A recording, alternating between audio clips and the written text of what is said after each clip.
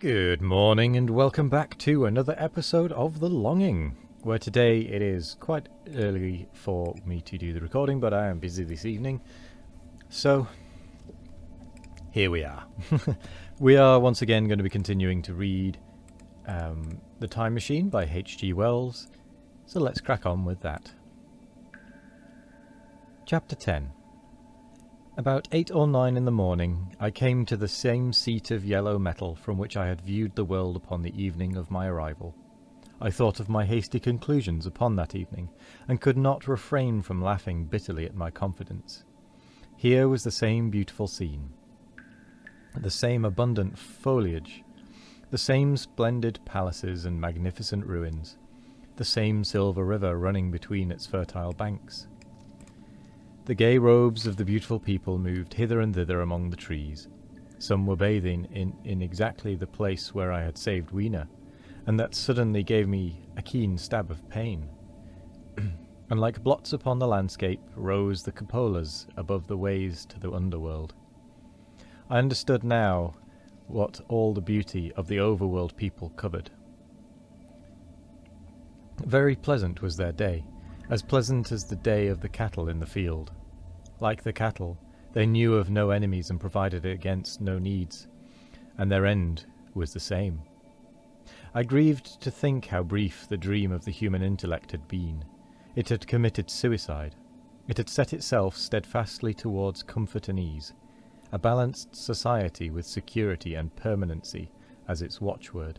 It had attained its hopes. To come to this at last. Once, life and property must have reached almost absolute safety. The rich had been assured of his wealth and comfort, the toiler assured of his life and work, which is not a good thing. No doubt in that perfect world there had been no unemployed problem, no social question left unsolved, and a great quiet had followed. It is a law of nature we overlook that intellectual versatility is the compensation for change, danger, and trouble. An animal perfectly in harmony with its environment is a perfect mechanism. Nature never appeals to intelligence until habit and instinct are useless. There is no intelligence where there is no change and no need of change. Only those animals partake of intelligence that have to meet a huge variety of needs and dangers. So as I see it, the upper world man had drifted towards his feeble prettiness, and the underworld to mere mechanical industry. But that perfect state had lacked one thing even for mechanical perfection: absolute permanency. Apparently, as time went on, the feeding of the underworld, however it was effected, had become disjointed. Mother Necessity, who had been staved off for a few thousand years, came back again, and she began below. The underworld being in contact with machinery, which, however perfect, still needs some little thought outside habit, had probably retained perforce rather more initiative, if less of every other human character than the other. And when other meat failed them, they turned to what old habit had hitherto forbidden. So I say I saw it in my last view of the world of 802,701. It may be as wrong an explanation as mortal wit could invent. It is how the thing shaped itself to me, and as that I give it to you.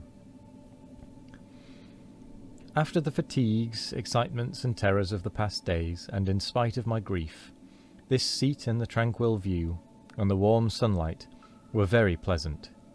I was very tired and sleepy, and soon my theorizing passed into dozing.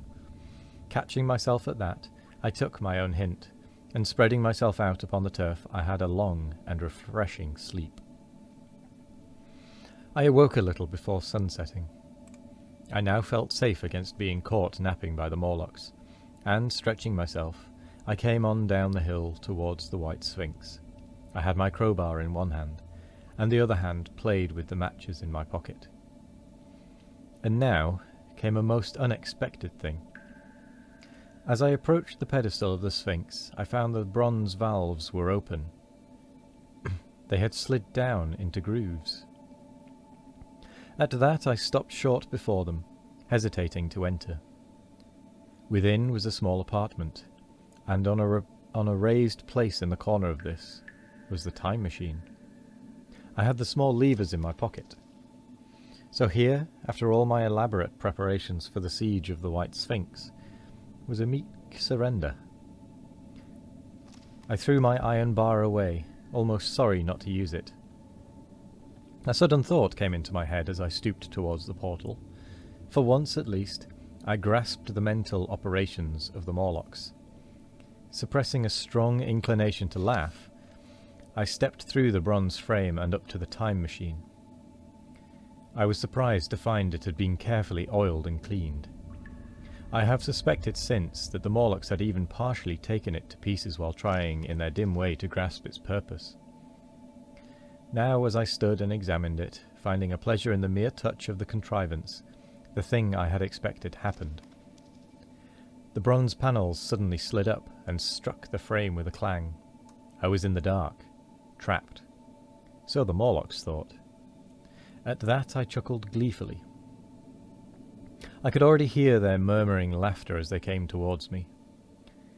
Very calmly I tried to strike a match. I had only to fix on the levers and depart, then like a ghost. But I had overlooked one little thing. The matches were of that abominable kind that light only on the box. You may imagine how all my calm vanished. The little brutes were close upon me. One touched me. I made a sweeping blow in the dark at them with the levers, and began to scramble into the saddle of the machine. Then came one hand upon me, and then another. Then I had simply to fight against their persistent fingers for my levers, and at the same time feel for the studs over which these fitted. One, indeed, they almost got away from me. As it slipped from my hand, I had to butt in the dark with my head. I could hear the Morlock's skull ring to recover it. It was a nearer thing than the fight in the forest, I think, this last scramble. But at last the lever was fitted and pulled over. The clinging hands slipped from me. The darkness presently fell from my eyes. I found myself in the same grey light and tumult I had already described. Chapter 11. I had already told you of the sickness and confusion that comes with time travelling, and this time I was not seated properly in the saddle, but sideways and in an unstable fashion.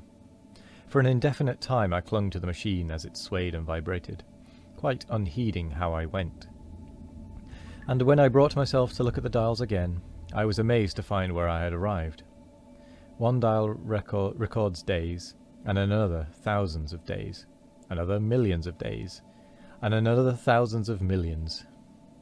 Now, instead of reversing the levers, I had pulled them over so as to go forward with them, and when I came to look at these indicators, I found that the thousands hand was sweeping round as fast as the seconds hand of a watch into futurity. As I drove on, a peculiar change crept over the appearance of things. The palpitating greyness grew darker. Though I was still travelling with prodigious velocity, the blinking succession of day and night, which was usually indicative of a slower pace, returned, and grew more and more marked. This puzzled me very much at first. The alternations of night and day grew slower and slower, and so did the passage of the sun across the sky, until they seemed to stretch through centuries. At last a steady twilight brooded over the earth, a twilight only broken now and then when a comet glared across the darkling sky. The band of light that had indicated the sun had long since disappeared, for the sun had ceased to set. It simply rose and fell in the west, and grew ever broader and more red. All trace of the moon had vanished. The circling of the stars, growing slower and slower, had given place to creeping points of light. At last, some time before I stopped, the sun, red and very large, halted motionless upon the horizon, a vast dome, glowing with a dull heat, and now and then suffering a momentary extinction. At one time, it had for a little while glowed more brilliantly again, but it speedily reverted to its sullen red heat. I perceived by this slowing down of its rising and setting that the work of the tidal drag was done. The earth had come to rest, with one face to the sun, even as in our own time the moon faces the earth. Very cautiously, for I remembered that my former headlong fall, I began to reverse my motion. Slower and slower went the circling hands until the thousands one seemed motionless, and the daily one was no longer a mere mist upon its scale. Still slower until the dim outlines of a desolate beach grew visible. And with that, we come to the end of the episode. Bit of a longer read that today, but that is fine. So I will say thank you very much for joining me today. I hope you all have a wonderful morning, evening, afternoon or night. No matter what time of day it is, I hope you all have a wonderful one of it. And as always, we will be back tomorrow for more of The Longing. Goodbye.